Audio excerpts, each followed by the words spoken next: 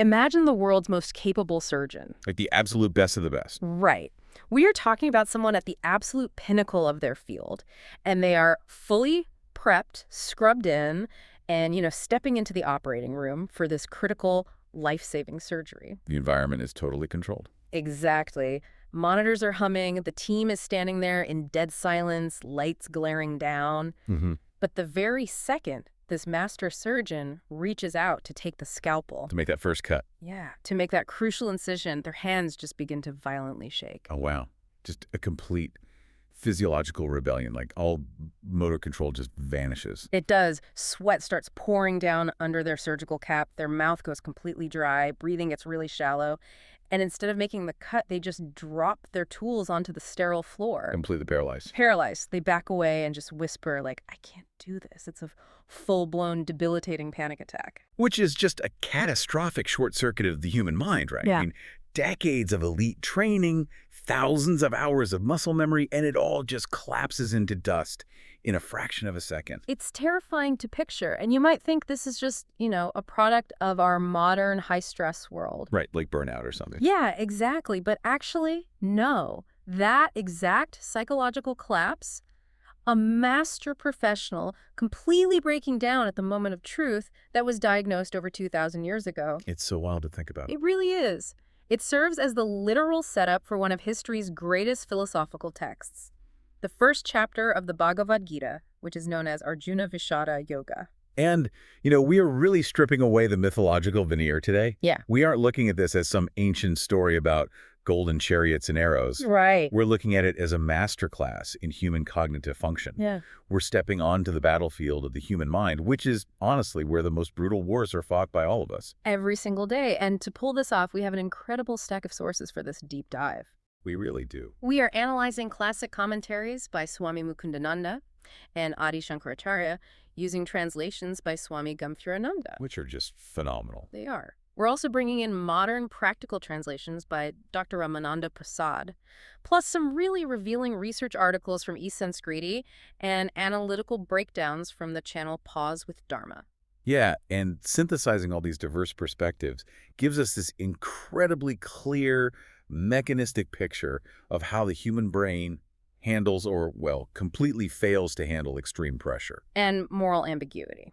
Which brings us to the mission for today's deep dive. If you are listening to this, you are probably navigating the modern equivalent of a chaotic battlefield. Oh, for sure. You're dealing with severe information overload, daily stresses, 1,000 high-stakes decisions, so we want to hand you a practical shortcut. Think of this ancient text as a diagnostic manual for your own mind. Exactly. The goal today is to provide you with the tools to make clear, decisive choices when you feel totally paralyzed by inner conflict. Okay, let's unpack this.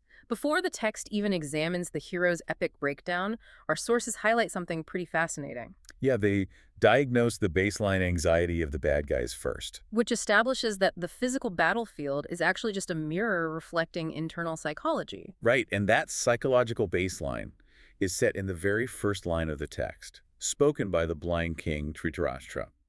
He's sitting miles away from the front lines, and he asks his advisor to describe the scene. And the king asks, what did my sons and the sons of Pandu do, having gathered on the battlefield, eager to fight? Which is such a weird question. It's completely absurd. Let's modernize it. Imagine sending two fully geared professional soccer teams out onto a pitch. Right, they have their cleats on, the crowd is roaring. The ref has the whistle, and the team owner looks at the manager and asks, hey, what are those guys going to do out there? They're going to play a soccer match. Yeah. Obviously. Obviously. So why on earth is this king asking what two heavily armed rival armies are doing on a battlefield? Well, Swami Mukundananda's commentary cuts right to the cognitive distortion happening here. He points out that the king's blindness isn't just physical. It represents a psychological state called moha. Moha, which translates to what exactly? It translates to deep delusion, or this blinding attachment. He is completely blinded by an irrational attachment to his own corrupt sons. And that attachment acts as a breeding ground for immense guilt, right? I mean, he knows his sons stole the kingdom. Oh, he knows. He knows they committed terrible injustices against their cousins, the Pandavas. And as a father, he enabled every single crime. And notice the specific mechanism of how that guilt distorts his reality. In that opening question, he refers to the battlefield as Dharmakshetra. The land of Dharma. Right, a land of duty and holy energy. His guilt actually transforms the environment itself into a psychological threat. He is physically terrified of the dirt they are standing on. Exactly. He is gripped by this paranoia that the holy atmosphere of this specific location might suddenly act upon his son's suppressed consciences. Like it might accidentally make them moral. Yes. He's terrified it might make them reflect on their crimes and just surrender before the battle even starts. Yeah. When your foundation is built on a lie, everything in your environment becomes a trigger. It's not a sanctuary, it's a mirror. And he really doesn't want his sons looking into that mirror. Man, that paranoia of the insecure mind is just such a recognizable human trait. And the analysis from Pause with Dharma shows that this exact same insecurity is playing out on the front lines through his son, Duryodhana. Who is the leader of the opposing army. Right. And his behavior right before the war is basically a textbook study in behavioral overcompensation. It really is. Because on paper, Duryodhana has zero logical reason to be afraid. He commands a massive force of 11 Akshahinis. Which is a huge military measure. Right. Millions of foot soldiers, armored elephants, chariots. A massive army. And the good guys, the Pandavas, only have 7. So Duryodhana outnumbers them drastically. He has the greatest undefeated warriors in the world on his side. Yet he immediately marches over to his top commander, Drona, and starts playing these bizarre psychological mind games. He points across the field to the enemy general, Drishtadyumna, and starts taunting Drona about him. Right. He deliberately reminds his commander that this enemy general is the very student Drona himself trained. Which is just crazy. And everyone knows the prophecy that this student was born specifically to kill Drona. What's fascinating here is that we're looking at pure psychological projection. This isn't military strategy at all. It's just terrible management. Exactly. Duryodhana is morally bankrupt. Deep down, he knows his massive army is fighting for a lie, and he knows the smaller army is backed by the truth. So the numbers bring him no comfort. None. He feels incredibly small. Think about a weak animal in the wild facing a superior predator. It engages in a specific biological defense It mechanism. whups itself up. It puffs up. It flares its feathers or raises its fur to look as large and intimidating as possible, just desperately trying to mask its vulnerability. So Duryodhana is puffing himself up. Yes. He's using aggressive taunts and manipulation to drown out his own inner terror. Yeah. He is actively trying to provoke his commander into a state of ruthless anger because he doesn't trust the moral ground they're standing on. He needs them angry so they don't stop to think. Right, because if they think, they might realize they're on the wrong side. It's the classic bully mentality, entirely rooted in a fragile ego. So it's super easy for us to look at the bad guys and say, sure, they're anxious because they're doing the wrong thing. Yeah, that makes sense to us. But then the text just pulls the rug out from under us. The narrative shifts to the righteous hero, Arjuna, who is completely justified. He tried every peace treaty. Backed by ultimate truth. And yet he's the one who completely falls apart. The structural pivot here is brilliant. Arjuna asks his charioteer, Krishna, to drive directly into the no-man's land between the armies. He wants to see the faces of the men he's about to fight. And the moment he truly sees them, his grandfathers, his teachers, his cousins, his reaction completely bypasses logic. It becomes purely visceral. We are right back to the surgeon dropping the scalpel. Exactly. The sources detail this severe physiological cascade. Arjuna's limbs are trembling, his mouth is parched, his skin feels like it's burning, and his legendary bow, the Gandiva, just physically slips from his fingers. He collapses in the chariot. His sympathetic nervous system is in absolute overdrive, a full-blown panic attack. Yeah. And that physical collapse is just phase 1, right? Right. Phase 2 is much more complex. It happens when the conscious mind desperately tries to make sense of the nervous system's panic. This is where Arjuna starts delivering these massive, sweeping philosophical arguments for why he has to abandon the war. He really goes all in on the philosophy. And I have to play devil's advocate here because if you read his arguments in a vacuum, they sound incredibly logical. They do. He says fighting will slaughter the family. Destroying the family destroys ancient spiritual traditions. And without those traditions, society descends into absolute chaos, which he calls Varnashankara. The chaotic mixing of social duties. Right. Honestly, he sounds like a highly moral champion of peace. It serves as an incredibly convincing mask. But the e-Sanskriti research completely deconstructs this illusion. They diagnose Arjuna's behavior as a classic case of intellectualization. Intellectualization. So using massive abstract ideas to hide from a painful reality. Precisely. His brain is in severe cognitive dissonance. The human mind just cannot hold two conflicting identities at the same time without extreme psychological pain. What are the two identities here? Well, identity one, he is the ultimate duty-bound warrior meant to uphold justice. Yeah. Identity two, he is a loving family member who reveres his elders. And the battlefield violently crashes those two together. Yes. And to stop the agony of that crash, his ego invents a third, totally fictional narrative. Ah. So instead of admitting he is paralyzed by the fear of losing his loved ones, that moha we talked about earlier, he reframes his cowardice as a noble sacrifice. The underlying emotion is pure fear, but his ego cannot accept the label of coward, so it intellectualizes it. When the war was just lines on a map, he was fine. But physical reality broke him. Right. So he tells himself, I'm not afraid. I'm a pacifist trying to save society from Varnish and Kara. Wow, that mechanism is so profoundly relevant. Like, how often do we avoid a difficult conversation with a partner or quit a hard project at work? All the time. And instead of admitting we are terrified of failure, we invent this elaborate, highly logical reason why the project was, misaligned with our core values. We dress our fear up in a tuxedo of logic. I love that. And it completely paralyzes our ability to move forward, which brings up a really fascinating contradiction in the text. The title of this first chapter is Arjuna Vishada Yoga. Vishada translates to deep dejection or severe depression. But yoga translates to union, like spiritual perfection. So how can a severe nervous breakdown be categorized as yoga? It initially reads like a massive oxymoron. Hitting absolute rock bottom seems like the opposite of spiritual elevation.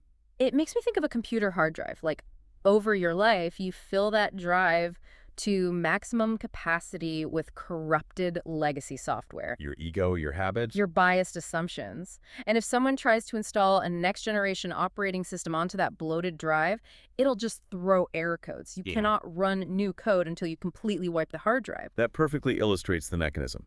Arjuna assumed his hard drive was flawless. He thought he knew exactly what Dharma was. Right, he was so certain. But for him to actually learn the universal truth, his entire operating system had to be uninstalled. His ego had to be shattered. So the breakdown wasn't a failure, it was a prerequisite. Exactly. The moment he hits rock bottom, drops his weapons, falls to his knees, and admits, my mind is bewildered, I know nothing. That moment of total emptiness is the first time he is actually capable of receiving real wisdom. The breakdown is the first necessary step of yoga. It's the violent stripping away of the false self. And during this entire dramatic breakdown, while Arjuna is hyperventilating and delivering grand arguments, what is Krishna doing? He's just sitting there. In almost complete silence. If we connect this to the bigger picture, Krishna's silence reveals an incredibly advanced understanding of human psychology. He operates exactly like a master clinical therapist. Unpack that. Why not just tell Arjuna to snap out of it? If Krishna jumped in with unsolicited advice, if he said, you're a warrior, pick up your bow, Arjuna's ego would have instantly flared up in defense. He would have doubled down on his excuses. A skilled therapist knows you cannot logically argue a patient out of a delusion while their ego's defense systems are active. Advice given to a defensive mind is just perceived as an attack. Krishna simply waits. He holds the space. He lets Arjuna exhaust his mental loops, run out of breath, and wipe his own hard drive. He waits until Arjuna explicitly begs for intervention, saying, I am your disciple, please guide me. You can't administer the medicine until the patient opens their mouth? Okay, so Arjuna's ego is finally out of the way. He asked for help. What exact psychological code does Krishna install to cure this paralysis? He starts with the deepest philosophical baseline available. Drawing from Shankaracharya's commentary and Dr. Prasad's analysis, Krishna introduces Sankhya philosophy. The division between the temporary physical world and the eternal spiritual reality. Right. Krishna tells Arjuna his paralyzing grief is fundamentally rooted in ignorance. Arjuna's operating system assumes the physical body is the ultimate reality. And the sources highlight that famous metaphor here, right, about changing clothes. Yes. Krishna compares life and death to a daily habit. Just as a person casually takes off old, worn-out garments and puts on fresh new ones, the eternal soul just casts off a degraded body and takes on a new one. The soul can't be cut or burned. Exactly. He's dismantling the logical foundation of Arjuna's panic. He essentially tells him, you are weeping for what you cannot possibly save, the temporary body, and you are terrified of destroying what cannot possibly be destroyed, the eternal soul. So what does this all mean? I have to push back here for you, the listener. Let's hear it. Let's ground this in modern reality. Say you're dealing with a toxic corporate environment, Or you are terrified about a massive presentation to your CEO tomorrow morning. Right, real-world stakes. It sounds beautiful to say we're eternal souls changing cosmic clothes, but how does philosophical poetry stop a panic attack in an office cubicle on a Tuesday? Philosophy without practical application is just intellectual entertainment. And the text doesn't stop at Sankhya. Yeah. Dr. Prasad's analysis transitions directly into karma yoga, specifically nishkama karma. Which translates to detached action, and I think the modern listener hears that and assumes it means total apathy. Like you just zone out and don't care about your career. Yeah, give minimal effort. That is the most dangerous misinterpretation. Detached action does not imply a lack of effort. It's actually a highly sophisticated strategy for energy allocation. Walk us through the mechanics of that. Think about the listener preparing for that CEO presentation. Say they have 100 units of mental energy. In a normal state of anxiety, how many of those units are spent projecting into a future they can't control? Running simulations like, what if the projector fails? What if I get fired? Will my colleagues think I'm incompetent? Easily 50 to 60 units of energy are just burning up in background anxiety. At least you're draining your own battery to power simulations of a future that doesn't exist. Yeah. Karma yoga gives a definitive rule. You have the right to perform the action, but zero jurisdiction over the ultimate results. The fruits of the action. Right. By consciously refusing to fund those future simulations, you instantly reclaim those 60 units of wasted energy. And all 100 units are suddenly available for the present moment. You pour 100% of your cognitive capability purely into researching the data, designing the slides, and speaking clearly. When you sever the emotional attachment to the future result, you become incredibly effective. Because fear needs a future to exist. Exactly. If all your energy is in the present action, fear is mechanically eliminated. It has nowhere to live. That reframes everything. You Yeah. don't defeat performance anxiety by trying to guarantee success. You defeat it by severing your desperate need to control the outcome. It's the ultimate antidote to paralyzing pressure. Here's where it gets really interesting. To prove this isn't just abstract theory for monks on a mountain, the e-Sanskrit research details how this profound understanding of human flaw has shaped the modern justice system in India. It's a brilliant sociological application. In traditional Indian courtrooms, witnesses swear an oath to tell the truth by placing their hand on the Bhagavad Gita. Right. They don't swear on the Ramayana, which is another incredibly sacred foundational epic. Why does the justice system specifically choose the Gita? It comes down to the stark contrast between the core figures of those texts. In the Ramayana, Lord Rama is categorized as Maryada Purushottam. The supreme ideal of righteousness. He flawlessly follows the rules of duty without a single deviation, a unidimensional standard of absolute perfection. But humans stepping up to a witness stand are rarely a straight line of perfection. The courtroom is the ultimate theater of messy human reality. It's full of gray areas, crimes, moral tangles. If you swear on an ideal of absolute perfection, you are alienated from the start. And that's exactly where Krishna's framework fits in. Krishna is highly multidimensional. Warrior, diplomat, philosopher, friend. The Gita does not demand flawless robotic perfection. It acknowledges our complexities. It understands that we intellectualize our fears. That our nervous systems break down, that our egos deceive us. Most importantly, it provides a realistic framework for redemption. It insists that no matter how severely you failed, there is a mechanical path back to clarity through disciplined, detached action. It's the ultimate diagnostic manual for a messy reality. The legal system uses it because the text actually understands the flawed person swearing upon it. It meets the human condition exactly where it is. Which brings us directly back to you, the listener, currently carrying the weight of your own complex reality.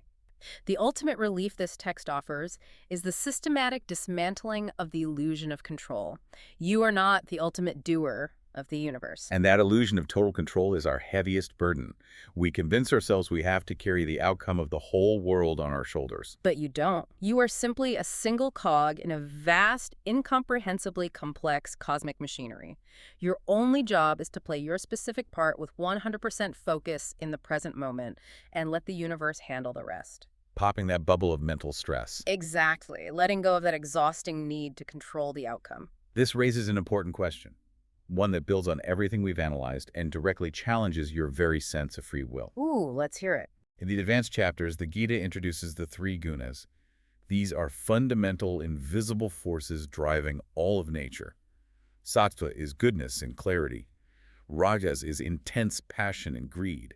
And tamas is ignorance and lethargy. The invisible currents operating behind the scenes of our minds. The text suggests a radical concept. Our daily actions aren't always conscious choices. They are driven by the mechanical interplay of these three forces interacting with our past conditioning. Wait, so when we achieve something great and proudly take the credit, We are usually just taking credit for a favorable alignment of these invisible forces. We love to believe our ego is the singular author of every choice. But examine your own life, like when you feel a blinding flash of irrational anger at a coworker, or an irresistible urge to buy something expensive you don't need, or a heavy laziness that keeps you in bed. are you actually making a conscious free will choice in those moments? Ask yourself, are you actively making that choice? Or are you simply a biological puppet dancing on the strings of these invisible qualities, blinded by an ego that falsely believes it's in the director's chair? Man, that fundamentally rewires how you view your own thoughts. Are we the masters of our minds or just conscious observers of our own programming? Definitely something to deeply chew on the next time you feel overwhelmed by your emotions. Absolutely. So, to bring this deep dive all the way back to the beginning, the next time you find yourself standing in the center of your own personal operating room, the lights are glaring, the pressure is immense, and you feel the metaphorical scalpel slipping from your trembling fingers. When your hard drive crashes. When you hit absolute rock bottom, remember Arjuna on the floor of that chariot. Remember that the breakdown is not the end of the procedure. That terrifying shattering of your ego might just be the very first necessary step toward total clarity.